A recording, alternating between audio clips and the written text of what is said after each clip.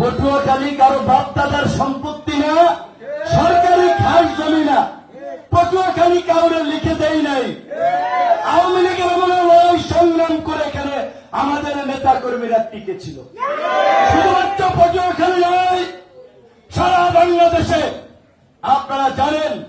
তাই আমি বলতে চাই, ওই যে একটা হিন্দি সিনেমায় ডায়লগ আছে, যেটা তো ট্রেইলার, পিকচার আবি বাকি হ্যায় মেরা দোস্ত, তো পিকচার আবি বাকি হায়। গণ অধিকার পরিষদকে আন্ডার এস্টিমেট করবেন না।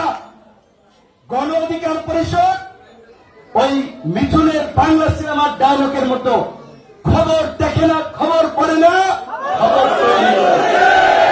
গণ অধিকার পরিষদ বাংলাদেশে গত 7 বছরে 70 বছরের ইতিহাস রচনা করেছে। কাজে ওই 7 বছরের ইতিহাস অন্তত আগামী 70 বছর গণ অধিকার পরিষদ রাজনীতি করবে, সেই প্রেক্ষাপট গণ অধিকার পরিষদ দাঁড়িয়েছে। গণ অধিকার পরিষদ সম্পর্কে জানেন না, সক্ষমতা জানেন না, বুঝেন না, তাই বলছি মন্তব্য করেন না। পিকচার আবি বাকি হ্যায় মেরা দোস্ত। আজকে নির্বাচন কিন্তু হয় নাই, রাজনৈতিক কোন সরকার গঠন করে নাই। বিএনপি যে নির্বাচন চায়, একমাত্র বিএনপি ব্যতীত আর কিন্তু কোন দল নির্বাচন নিয়ে জোরালো অবস্থানে নাই। কেন? তারা হয়তো এই আলামত আমার আগে টের পাইছে। এলাকায় এখনই থাকতে পারতেছে না উৎপাতে, আমি টের পাইছি এলাকায় আইসা। তো আমি বলছি যে ঢাকায় যাইয়া কয়েকবার ডক্টর ইউনূসের সামনে জোরালো ভাবে নির্বাচনের পক্ষে যে বক্তব্য দিয়েছিলাম, এইবার ইউনূস সাহেবের সামনে আগামীকালকে থেকে জাতীয় ঐক্যমত্যের মিটিং হচ্ছে। ক্ষমা চাইতে হবে যে স্যার, নির্বাচন আপনি যখন মনে করবেন উপযুক্ত পরিবেশ তৈরি হচ্ছে তখন আপনি দিন।